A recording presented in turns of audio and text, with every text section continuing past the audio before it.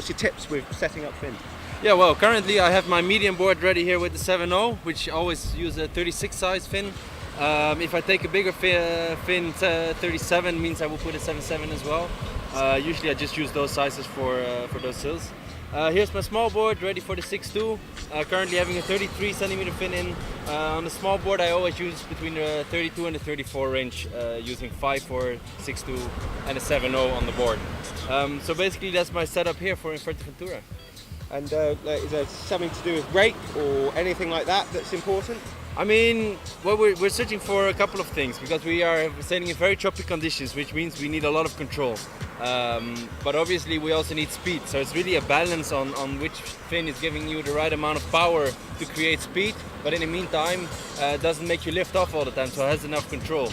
So you need to imagine on the size 36, I think I brought 3 or 4 fins in the same size just to find out and check which one is the best one working here. So it's really, yeah, we're looking at a lot of different things in the fin. If you just have a little look, it can be the outline of the fin, the rake of the fin, the profile, the thickness. It's endless of situations which you can create in a fin, which in the same size can bring a hell lot of difference in performance on the water.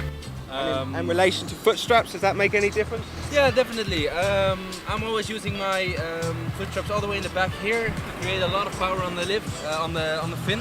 And in the meantime, I'm moving the front strap forward to have a wider stance, which gives you more control. So you can imagine in easy conditions, I prefer to have them a little bit closer together, more in the back to create lift and create power. Yeah. And on a spot like this, you need a lot of control. So I move this one a touch forward. Okay. And what about size of foot straps? How tight do you have them with your feet in relation to your foot? I think it's quite a personal thing, because sometimes I caddy someone and these foot straps are super tight. Mine are quite loose. In the end, of course, I feel them all the time and I need enough grip. But we're going in and out of the foot straps a lot, so I really don't want just before the mark you take your back foot out, but it doesn't come out all the way, which will make you nosedive. So I keep them always a touch loose, but I guess it's also a personal thing.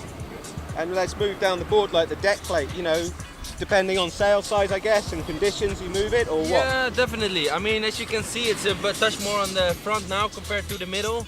I think it depends a bit on the board brand as well. I think with the Fanatic Falcons, we usually use them a touch in front, which makes, for me, the performance much better. You need to imagine if the wind picks up and I want to stick on the same size, I just move it half, maybe 1 cm forward to create more control, as that will make the nose of the board down. And what situation would you bring the deck plate towards the back for? For example, we have some sweet water spots where you need a lot of power, so you need the board to fly more. This is where you go backwards, which will lift the nose up and will make you fly more in more light wind conditions. Okay, moving up, the boom heights and things like this, you know, where boom heights. You change that much? I'm pretty tall, but I'm actually using my boom quite low. I think it's also a personal thing, but the basic theory is boom down, control, boom up, more power. Because basically what you do is you press your board up or down with the boom height. It's actually one of the most variable things we use a lot, because it's something which we can change on the water. So within, like, let's say 3-4 seconds, you have your boom more up or down. So it's actually something we change quite a lot. And I've heard a bit about the cross batten being all important. Is this something to do like it? Yeah, in the end, it's basically the way that your sail opens here. You need to imagine using the upper claw usually keeps the leech a bit more tight.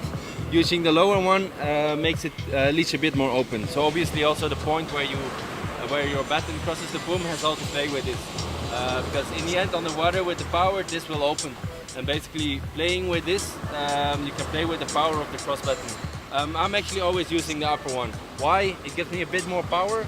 And although you're super powered up, you're always racing with the guys and you need to get away at the mark. So that's why I actually always prefer to use the upper one.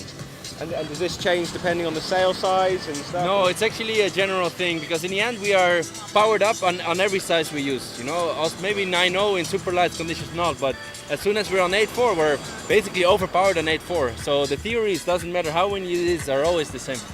And the final thing, the mast. I hear a lot about the right mast makes all the difference. Yeah, I mean, there are small differences in the mast from the fabric, which is a thing we need to try and Some are a bit stiffer, some are a bit softer, and we try to see what's working best for us.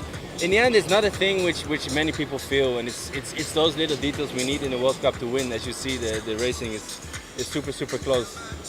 So yeah, we always bring a couple of masks to try and see what's working best here. Perfect, man. Thank you. Cheers. Oh, you! Are you a member? What, you're watching these videos for free? You are joking! 550 members out there. You are the legends that are making these videos possible.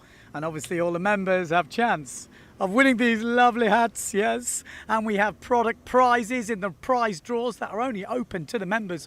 Every £10 you put in gives you a prize draw ticket, yes. So if you put 50 quid in, 5 draw tickets every time we do a prize draw for the whole year. Well, why not? Why wouldn't you? Subscribe to the channel, give us a thumbs up, like, and thanks to everyone again who is supporting the channel. Legends!